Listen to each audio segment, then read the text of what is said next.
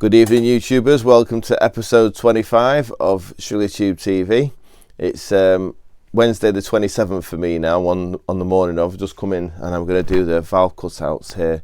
Or we're going to just mark them because I've got some exciting news which is come at a really good time, because I'm only in really today, between now and New Year's Eve, which is when you'll be watching this. So Happy New Year to you all. Hope 2024 is kind to you all. But anyway, what I was going to say was the son-in-law of Ian Carter, a chap called Steve, who I do know is a nice chap, and he's been to a few race meetings, etc., and brought his mother-in-law, which is Pat Carter, Ian's wife. Obviously Ian's not with us anymore. Now, he said Pat's over for Christmas in Liverpool, which isn't far from where I am. Would you like to come and interview her and and have a chat about Ian and what he got up to? And I was like, wow, what an opportunity. So today at 4 o'clock, I'm off to go and have a chat with her, and we'll video it all. And I'll take a microphone, I promise, so you can actually hear what's going on. And so that's really exciting. I really can't wait to get stuck into that. So what we'll do now is we're going to do a little bit on this engine, just 2 minutes, and then we're going to kibosh all that. And I've got an original Ian Carter 998 Super Clubman race engine that came with one of my space frames that I bought from Steve, oh my goodness, I've forgotten his name. I'll get his name. Steve Mason, I think his name was. Anyway, Steve Harmon. So the original space frame from Steve Harmon had an Ian Carter engine in it. And the story was, when I went to buy the cars off him, I bought all of the kit off him in 2 chunks, which that's another story, but amongst it all was an Ian Carter 998 Super Clubman engine that he'd sent back to Ian for refresh. It had been refreshed, allegedly, but we're talking 1983 here. It come back to him, and then his life changed. He had other things on the go, kids, etc. The cars all got pushed into the back of the chicken shed, and then they stayed there until lockdown, COVID, when I went there, and just the beginning of COVID it was. I went and bought all the kit off him. So that engine is still as it came from the barn. I haven't touched it. And I thought what we could do is we could pull it apart together today and make a decision on whether we can run it as it is on the dyno. Because although a lot of time has took place, I don't suppose it's going to break a valve spring if we just run it. I am going to rebuild it fully. I mean, like liners out, reglue them, everything, so that it'll be correct. But I'm really keen to just put it on the dyno and get a tune out of it with you guys today. That'd be the dream. Is we take the sump off it, it all looks really good. Look inside the cam cover as well. If it all looks good, we'll just put it on the dyno, run it. Carbs might be a bit sticky to say the least, but if we can get a tune out of it, that'd be great. And then we'll go at 4 o'clock, interview Pat, and we'll get this loaded up for Sunday night. Right. I've just been messing around with this is obviously, if you watched last episode, this is the 1120 in a standard height block, because we're on a motorbike piston and rod. And all over Christmas, I've been thinking to myself, you know, when you're having them quiet moments when no one's talking to you, and you think, how thick is that piston crown? Because we're going to have to do something here, which I really don't like doing. I'd never do this for a customer, by the way. It's just something I do for me, which is to machine the original piston with an extra cutout in it for the valve relief. Now obviously we've been into it before, but we do have a situation, get a couple of valves, where the valves are held open at top dead center, so we need to have clearance in the piston for them to be on overlap.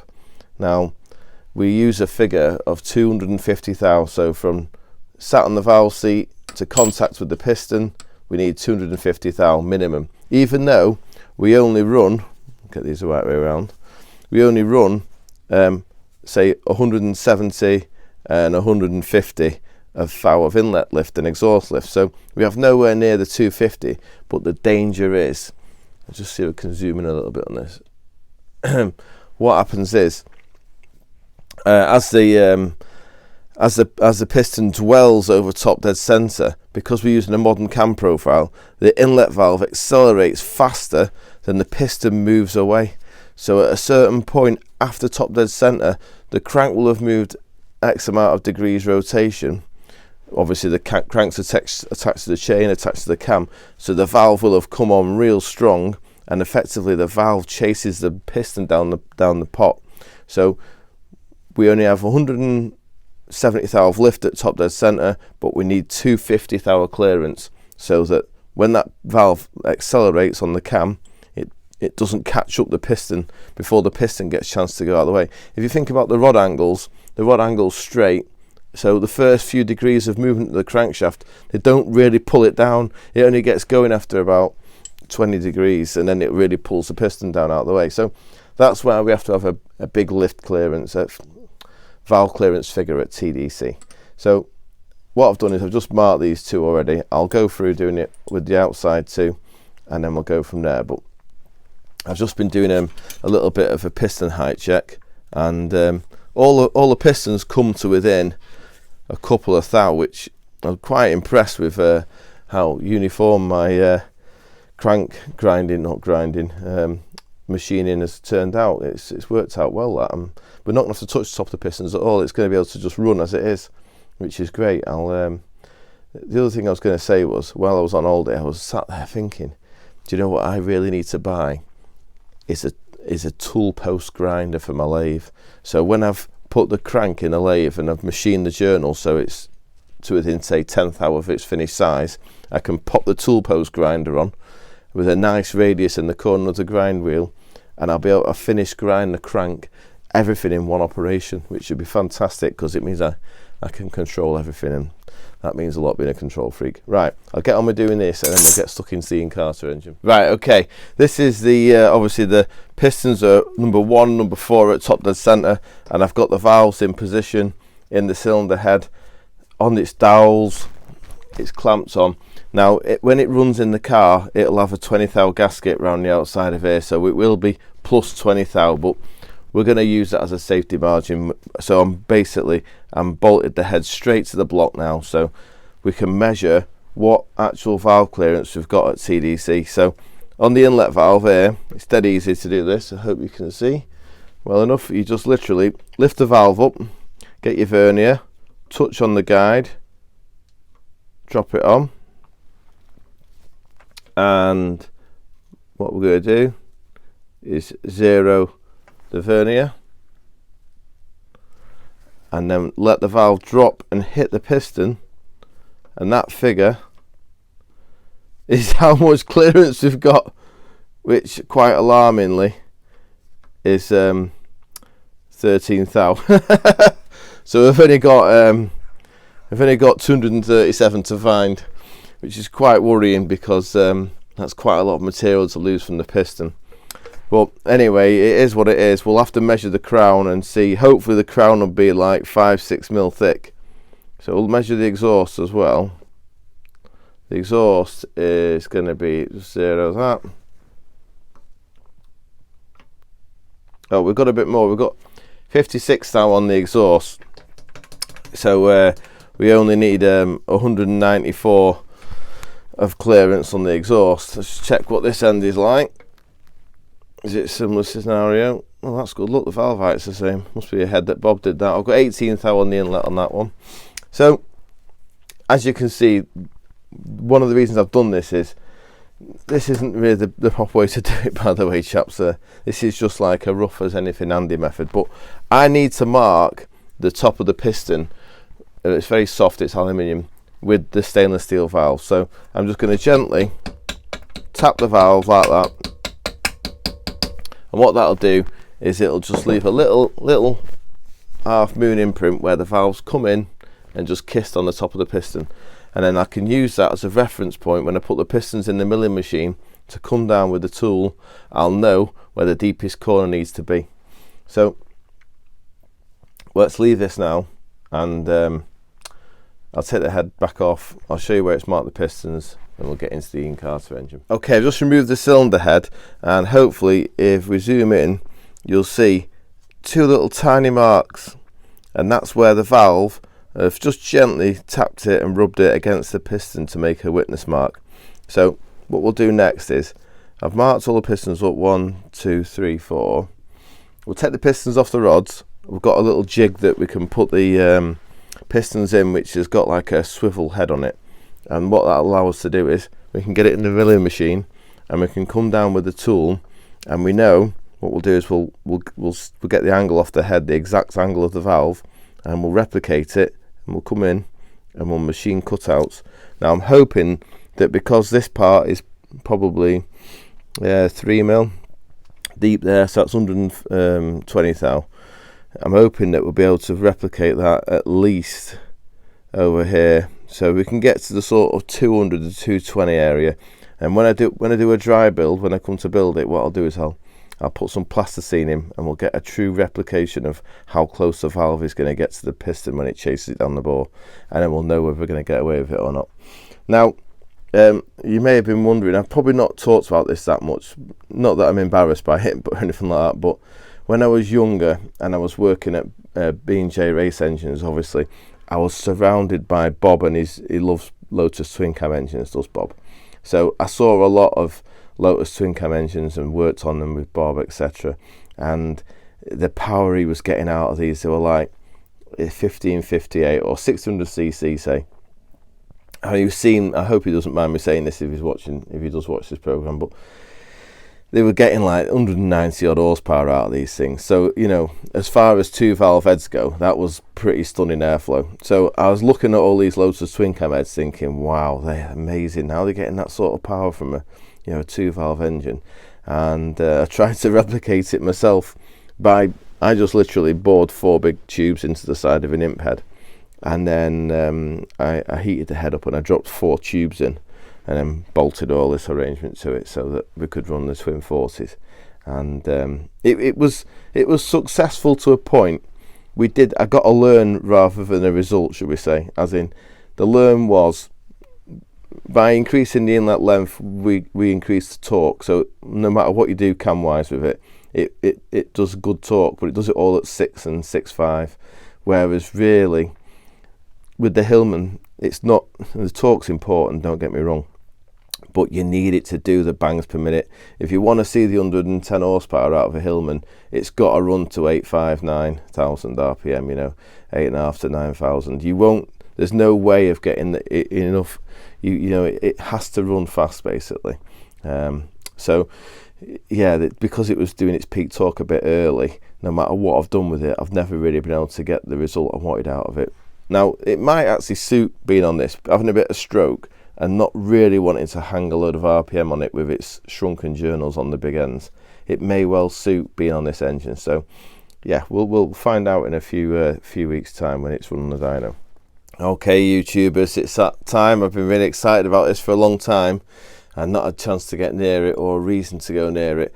This is the N.Y.Eve Carter, and it should say it's a Carter 1000cc, and it's got some codes there which I'm not quite sure what they are, but yeah, the genuine engine from back in the day, and it hasn't done anything since 1983. That's when this was all parked up. I've been trying to do a bit of like deciding, things like the tape on there does feel very old, so I'm hoping this is, as they say, it hasn't run since 1983 when it was rebuilt. Now, I did take the cam cover off a couple of years ago, or 3-4 years ago, and I got it just to have a little peep inside, and that's what this little dog drive here, I've zip tied it to it, which I've quite impressed myself, because normally I'd lose something like that. Now that goes in the end of the camshaft, because this particular engine, being an old school engine, it ran a mechanical Smith's chronometric rev counter. So before the electronic rev counters became good, they used these type of mechanical drive. That's like a 90 degree skew off the end of the cam, and then the cable would come out here and go all the way to the front of the car where the thing is. Now look on the back here, you see it's got the old school 7 1/4 clutch on an imp flywheel. Oh, and I think I've just seen an AC number. That's interesting, isn't it? AC, is it a date stamp? We'll have a look at that later on when I get round there. But it's got a lovely pair of these are DCOE 2s, original Italian Weber carburetors, 40mm, and they're on a Fraser manifold, which, considering its age and the fact it's been stood round, they're in good condition. It's on a spin-on oil filter housing with a take-off for the oil cooler, a sport head casting. Obviously it's got the deep front pulley, an original 23 D4. Let's see if we've got some numbers on here. Yeah, 23 D4. The 3 is very faint. That would be like either an original Imp Rally distributor or a Mini Cooper S1. So it's based on an Imp block. It's got a high capacity sump on it. And what plugs are we on? Oh, look at that. That's exactly the same plug as I use. A B8 ECS. Remarkable. Great minds think alike. Well, mine's not as great as his was anyway. But yeah, wow. Look at that. So this was the blue paint that Ian used to paint all of his engines in.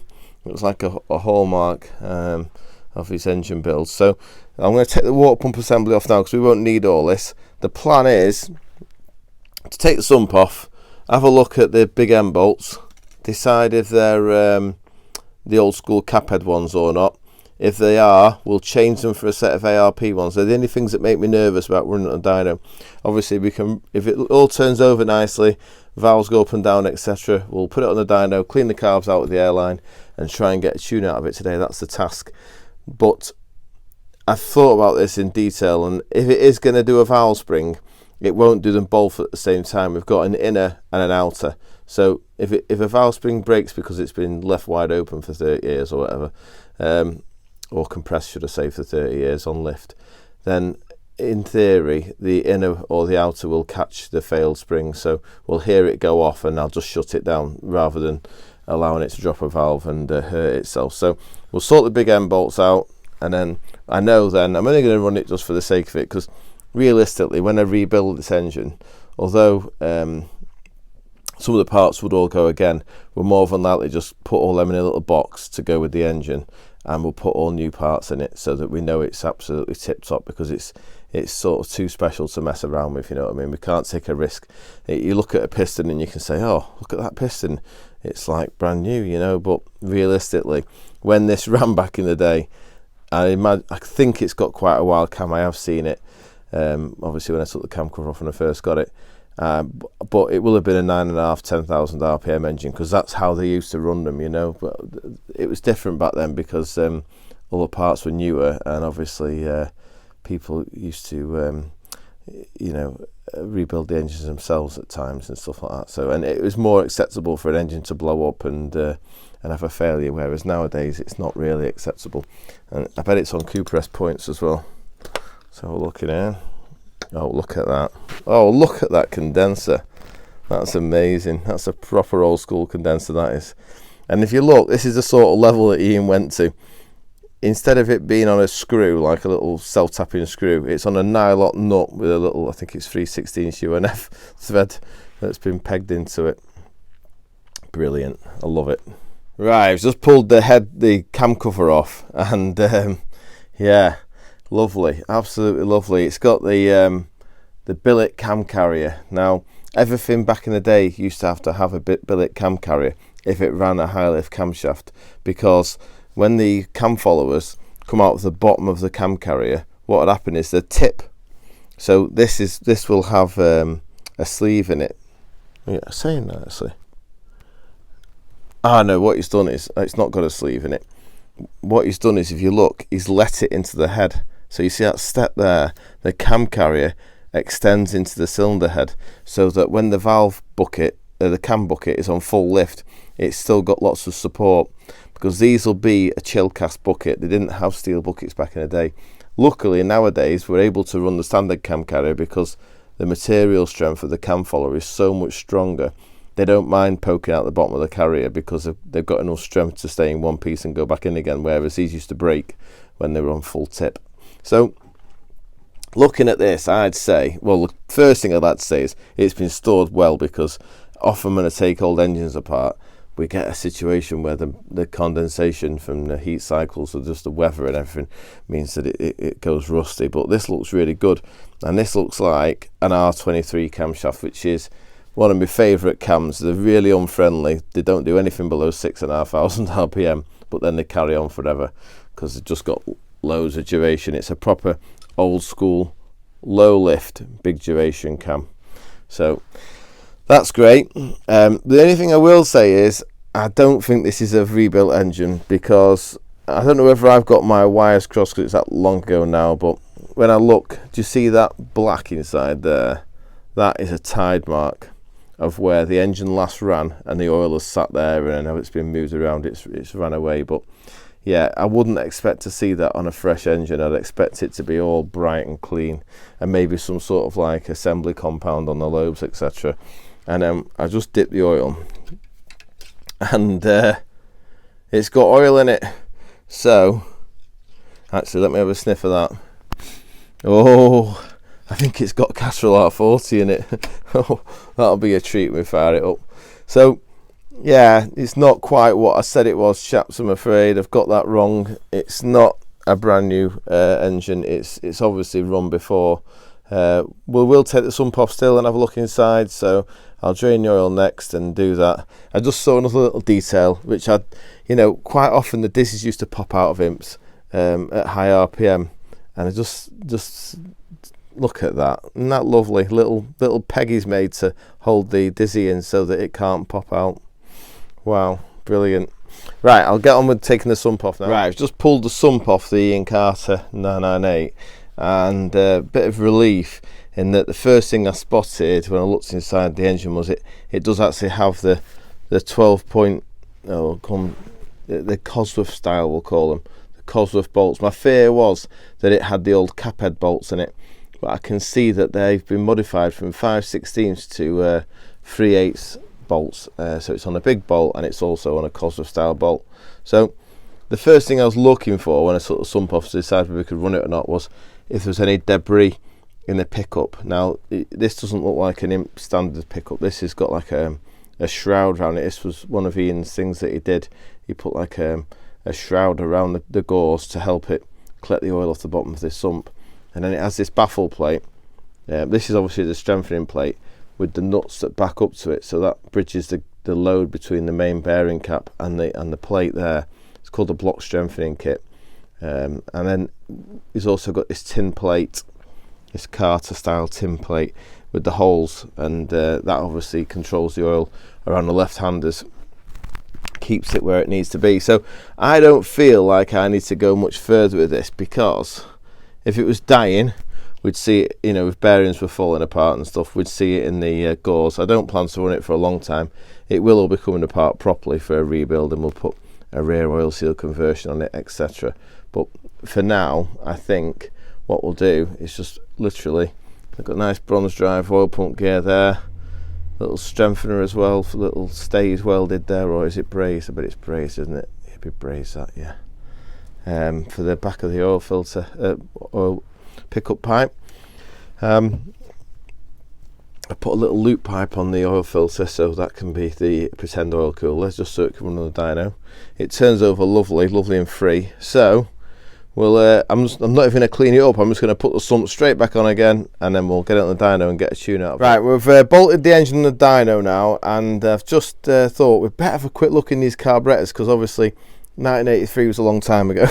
So I've poured some fresh fuel in the top of them. You can just see it in there, and I've done that because what I wanted to do was I wanted to check that the pistons were working. Now they were a little bit sticky at first, so I put some WD-40 on them. This little hockey stick, they call them here, that's obviously the throttle shut. When the throttle opens, they go down and they pump fuel across here to here, and there's like a little torpedo and a ball. That's a one-way valve. It's called an anti-siphon valve, I believe. I was educated on this recently. And then you can see the little drilling that it goes across here. The fuel goes to here, and this is called the pump jet. And the pump jet faces forward. It's like an accelerator pump. So when you open the throttle or snap the throttle, when you've got no airspeed for the fuel to come out of the main venturi, the pump jet fires the fuel in and gets the engine going. So these pump jets, we also use them to start the engine, because when you pump like that before you start a pair of Webbers up, an engine on Webbers up, you flood the port with fuel. So we can see that we've got fuel coming to there and there, but on this side we've only got it coming out of one. So I've put some WD-40 down it. I'm just going to give it a bit of an agitate there with a spike, hopefully. Oh, there you go, that one's working as well now. Brilliant. So I'll put the caps, there's 4 little screws here that go in. I'll put these little screws back on top of here, and then I'll put the tops on the pumps, and then we'll check that the pumps are working. Okay, YouTubers, I've finished messing with the carbs, and hopefully you'll see now where the pump jet, not very easy to see, but the jet basically fires fuel at the top of the screen there. It fires the fuel into the carburetor, and we see a little puddle at the bottom there. So the pump jets are all working now. So I'll just turn this off a second. Right, back on again the right way around now. So all I've done, I've sorted the carbs out, so we've got the pump jets working, etc. We've got a bit of fuel in there. I've put a new oil filter on just because the old one, when I worked it out, like 1983, it was talking 50 years ago. Are we? No, that's wrong, isn't it? 40 years ago. Right. So where we are now is I've poured some oil down the plug holes, and I'm going to get oil pressure on the engine. So I'm going to wind it over. I've left this so that the air can escape out of the oil galleries, because obviously the pump's going to be pushing. You've got to let the air go somewhere.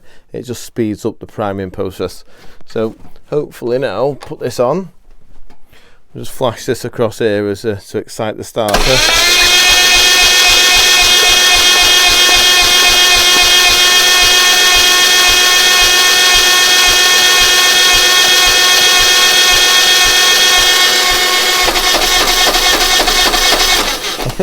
It's got compression, or is that a valve catching? Oh gosh. Oh dear, that doesn't sound very good, does it?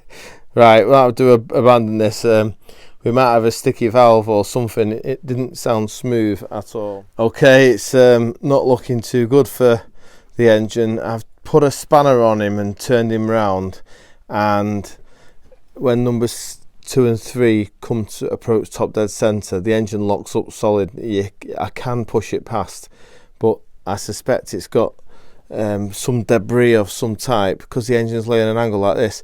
It all goes to this corner of the cylinder. So in this corner here where the squish area is inside the chamber, as the piston approaches top dead, something is holding it off, and we can't risk running it at this stage, because what can happen is it can burst the liner, and then the whole lot ends up total scrap. So what I'm going to do is, I've just had a little peepo down the plug hole on number 3, and what I can say is, if I just zoom in, I'll get the torch here.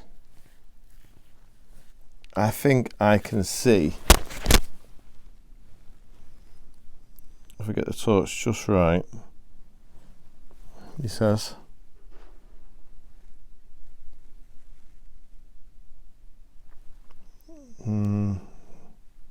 not winning there, am I? Right, well, unfortunately, chaps, I think the chances of this running today are slim, because unfortunately I can get nearly all the way around, but when I get to top dead center on 2 and 3, the engine just hits a stop. Now it will go past, because it was going past on the starter before, but I don't want to risk damaging the engine. So what I'm going to have to do is, I'm going to try and pull the head off it quickly now, and have a look inside. I suspect it'll just be a tiny bit of debris, and it'll be stuck in the squish band area, and causing the piston to just rock at top dead and obviously lock it up. So I'll pull it apart quickly now. Hopefully before I go home, or before I go to interview Mrs. Carter, we'll get an idea of what's going on inside. Right, just on with taking the head off to find out the reason why the piston won't go past top dead center, and I didn't think it would be a valve issue. Everything here looks in good condition. This is the billet cam carrier that Ian used to make from billet, you know, machine the whole thing, and he didn't do it on a CNC machine. It will have been a little book full of figures, and someone chewing it out. So yeah, probably Ian himself. Lovely bit of kit. And then you can see what he did here was he machined into the cylinder head to make this part deeper so that it supported the cam follower more. They all feel lovely, and I can see these are, if you look inside here, see the chatter marks, that's where Ian's relieved them to lighten them. That's how much care he took into the job, you know. And then unlike a standard imp follower, it's all beveled and just lovely. Yeah, there's the what's that piece there? Oh, I see. So yeah, he's drilled it for an oil feed on that side. Can you see the oil feed hole there? And that starts off there. It's lovely, absolutely lovely. So right, we're going to take this next part apart now, which will be the cylinder head, and then we'll have a look inside and we'll see if we can see this little bit of debris that's got in there. I just played the video back, and when it initially started turning over, it was smooth. It was only after a few seconds of going around that I heard the tone change, and obviously whatever's got sucked in was either on the inlet side or it was hanging around in there already and just fell into the wrong place, if you know what I mean. So we'll have a look and we'll find out soon. Right guys, unfortunately we have a problem. Now I took the head off, as you can see, came off quite easily, no problem. But if we look down here, get the shadow right, you can see part of the piston has broke away, and then sat in the bore is part of what looks to be the top piston ring. And then interestingly, the same on number 4 piston. Now I'm not actually sure what's caused this at this stage. The bore looks relatively score free. There's no signs of detonation. Normally if it's detonated from advance, we see it starting to pick on certain areas, little corner parts, you know, where the heat can really grab.